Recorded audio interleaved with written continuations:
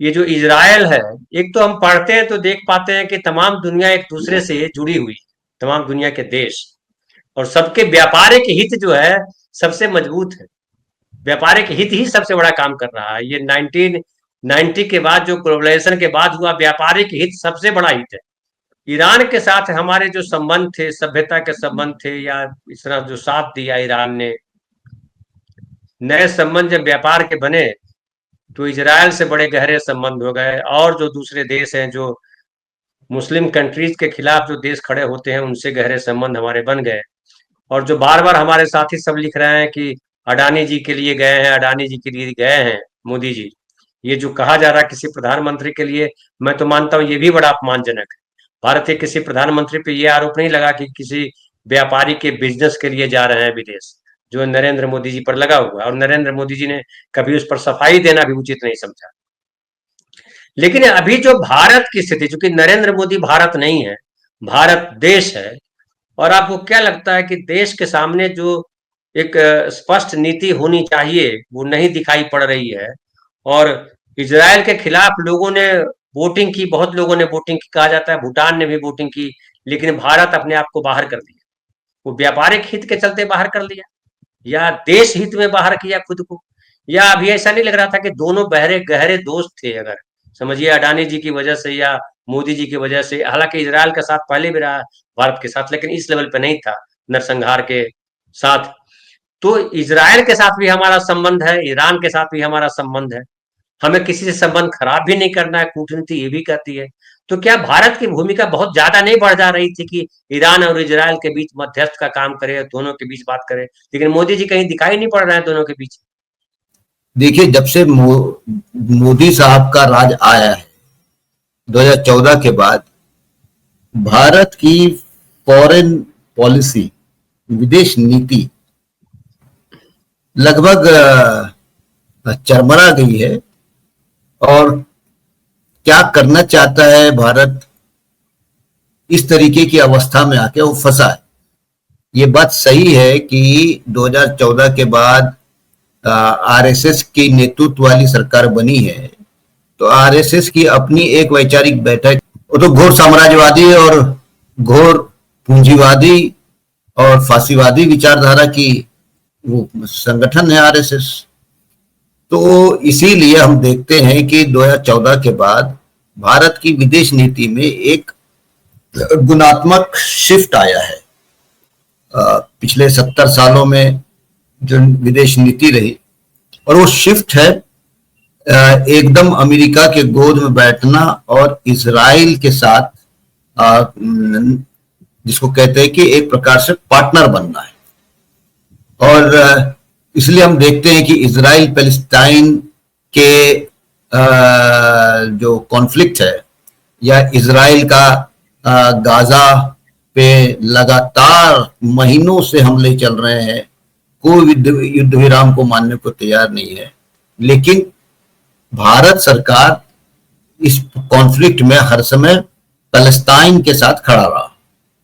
चाहे United nation में जब सवाल आया, कभी वोटिंग का सवाल आया, तो भारत इजराइल के खिलाफ वोट करते आया है। लेकिन अब उसमें शिफ्ट आ गया है, अब वो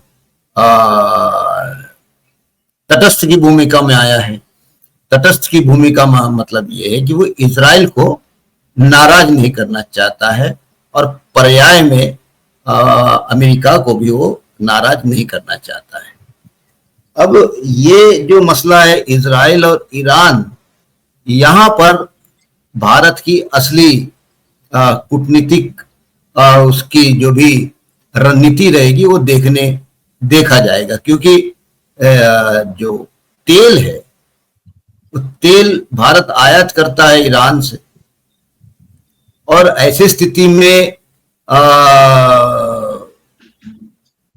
भारत क्या भूमिका लेगा, ये थोड़ा सा आने वाले कुछ दिनों में पता चलेगा।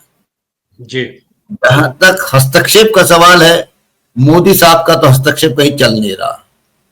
वो यूक्रेन रशिया का तो आज भी चालू है, वो फोन से कब रुक गया था पता नहीं चला, और फोन से कब शुरू हो गया ये भी पता नहीं चला। दूसरी बात ये है कि वो ट्रंप साहब के जिसको क्या शपथ ग्रहण महोत्सव में एक इनविटेशन कार्ड नहीं मिला, महीने भर देश का विदेश मंत्री वहां इसलिए बैठे रहे कि एक आधी पन्ने का कोई लेटर उटर लेके मोदी साहब को दे दे, लेकिन नहीं हुआ।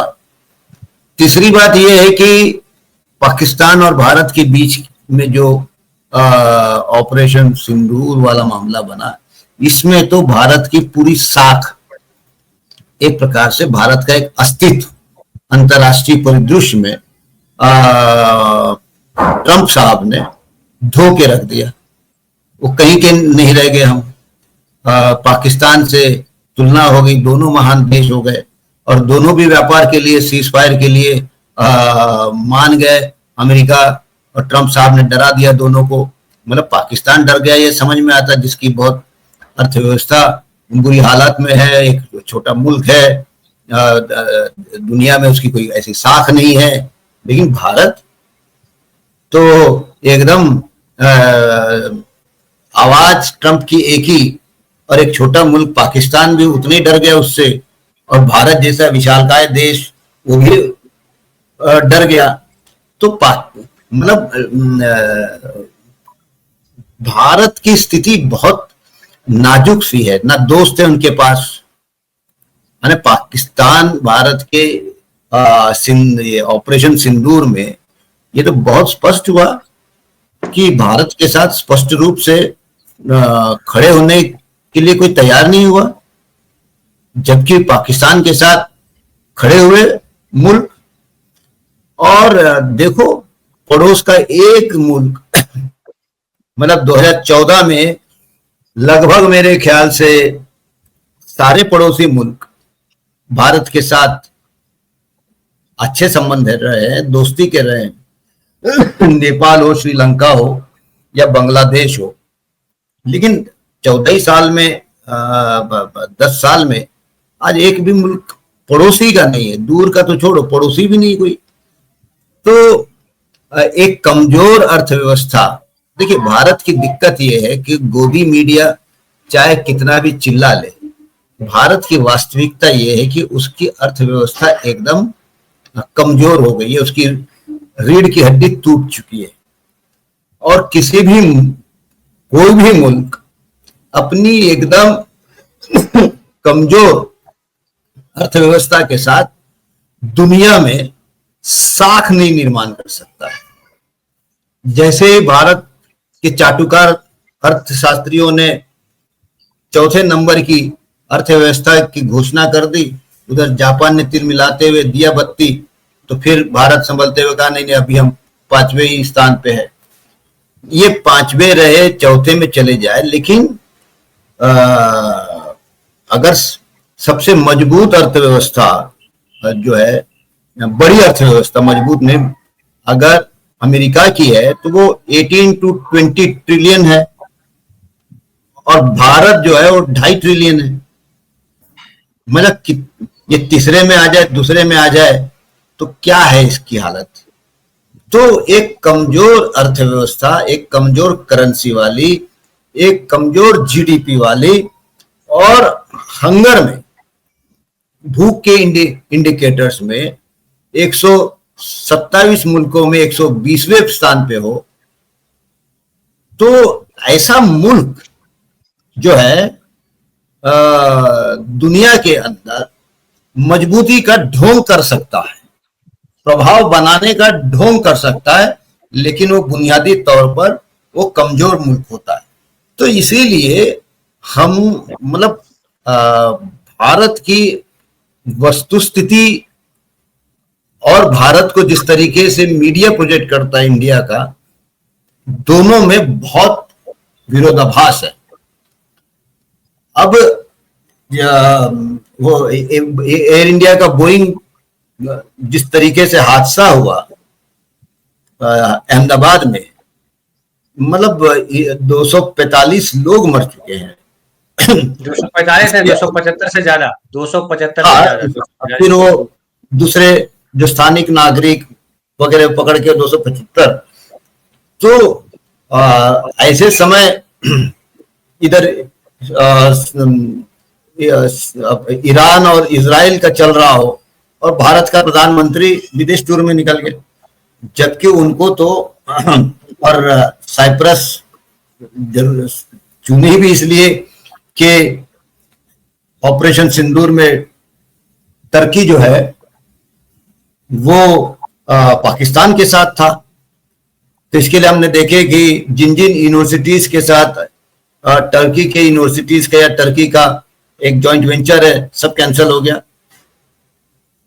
तुरंत कैंसिल हो गया। और उसके बाद